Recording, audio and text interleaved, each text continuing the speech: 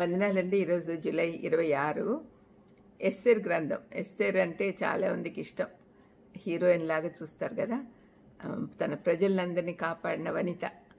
మరి ఆమెను గురించి కొన్ని విషయాలు తెలుసుకుందాం. ఎస్తేర్ 2:7 తన పినతండ్రి కుమార్తె అయిన హదస్సా అను పేరు గల ఎస్తేరు తల్లిదండ్రులు లేనిదై ఉండగా అతడు ఆమెను పెంచుకొనెను. ఆమె అందమైన రూపమును సుందర ముఖమును కలిదై ఉండెను. ఆమె తల్లిదండ్రులు మరణం పొందిన తర్వాత మొర్దెకై ఆమెను తన కుమార్తెగా స్వీకరించెను. ఇది ఆమె నేపథ్యం. ఇక్కడ ఎస్తేర్ను పరిచయం చేసినప్పుడు ఆమె హెబ్రీ పేరు హదస్సా అని తెలుసుకున్నాం. హదస్సా అంటే గొంజి చెట్టు అని అర్థం. ఎస్తేర్ అనేది ఆమె పర్షియా పేరు. దాని అర్థం నక్షత్రం. ఎస్తేర్ అనే పేరు ఒక అన్య దేవత పేరుతో ముడిపడి ఉంది, కానీ హదస్సా అనే పేరులోని అర్థము ఇజ్రాయేలీలను గురించిన ప్రవచన సారంగా ఉంది. ఈ గొంజి చెట్టు తక్కువ ఎత్తుకు ఎదిగే పొద లాంటిది. దాని ఆకులు స్వస్థత కలిగించే లక్షణాలు కలిగి ఉంటాయి. ప్రవక్తల గ్రంథాల్లో చెప్పబడిన గొంజి చెట్టు ఎప్పుడూ ప్రభువు యొక్క పునరుద్ధరించే కృపను సూచిస్తుంది. అంతేకాకుండా ఆ కృప శాపాన్ని పూర్తిగా తొలగిస్తుందని చెప్పుటకు వాడారు. ఎస్తేర్ తన గుర్తింపును బహిర్గతం చేయకపోవటం కారణము ఆమెకి ఏ యోగ్యత లేదు. అంటే యూదులు ఆల్మోస్ట్ బానిసలు లాంటి వాళ్ళు.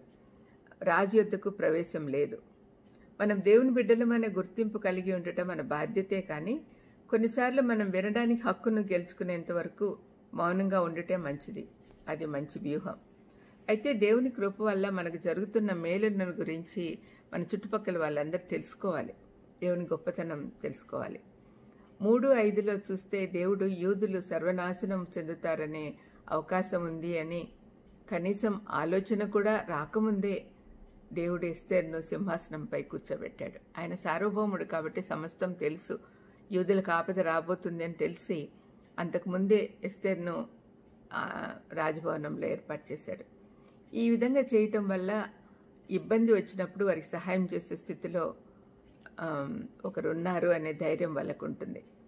మెస్సయ్యను యూదా వంశం ద్వారా ఈ లోకానికి పంపాలనే దేవుని ప్రణాళికను ఏ మానవ ప్రయత్నమూ ఆపలేదు. ఆయన అనుమతి లేకుండా ఏమీ జరగదు. ఆయనను ఎవరూ ఆశ్చర్యపరచలేరు. ఈ లోకపు హామానులు వచ్చిపోతూ ఉంటారు, కానీ మన దేవుడు ఎల్లవేళ్ళ మనతో ఉన్నాడు. కాబట్టి మనం కృతజ్ఞత చెప్తూ ఉండాలి. హెబ్రీ పత్రిక 1:12-13-8 చదవండి. మొర్దెకై తన అనాథ బంధువును తన దత్తపుత్రికగా తీసుకొని పోషించాడు. ఇందుకు భిన్నంగా మొదటి అధ్యాయంలో స్త్రీలను ఎంత అన్యాయంగా ట్రీట్ చేశారో చూసాం. వష్తి గురించి.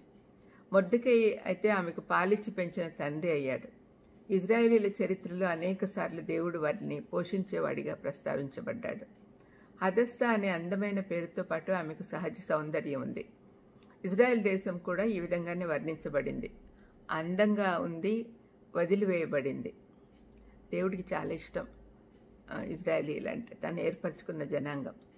వష్తి రాణి స్థానంలో ఎంపిక చేయబడిన స్త్రీలలో ఎస్తేర్ ఎంపిక చేయబడింది. ఆమె రాజు ఎదుట పెట్టబడినందున ఆమె పురోగతిని, తన జాతీయతను దాచిపెట్టిన సంగతి వివరించబడి ఉంది. చివరికి ఆమెను రాణిగా చేశారు.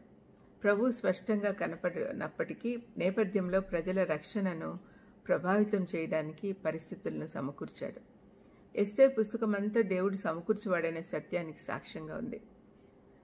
ఆయన ఉనికి ప్రత్యక్షంగా లేకపోయినా ప్రతి సంఘటనలో ఆయన ఉన్నాడు అనే సంగతి మనకు తెలుస్తూ ఉంది. ప్రతిదీ అరేంజ్ చేసి పెట్టాడు. ఆయన నిశ్శబ్దంగా ఉన్నాడు, కానీ ఎప్పుడూ లేకుండా లేడు. హదస్సా అనే పేరులోని రక్షణ ఆమె ద్వారా వస్తుందనే సందేశం ఆమె రాణి కాకముందే వచ్చింది. సమస్యను పరిష్కరించడానికి ఆమెను దేవుడు సిద్ధపరిచాడు. ఇవన్నీ మనం చూస్తుంటే దేవుడు ఎంత గొప్పవాడో మనకు తెలుస్తుంది. ప్రార్థన చేసుకుందాం. దయమేడ ఎస్తేర్లాగా మమ్మల్ని కూడా మీ పని చేసేదానికి సిద్ధపరచమని యేసుక్రీస్తు నామమున వేడుకొంచున్నాను తండ్రి. ఆమెన్. God bless you.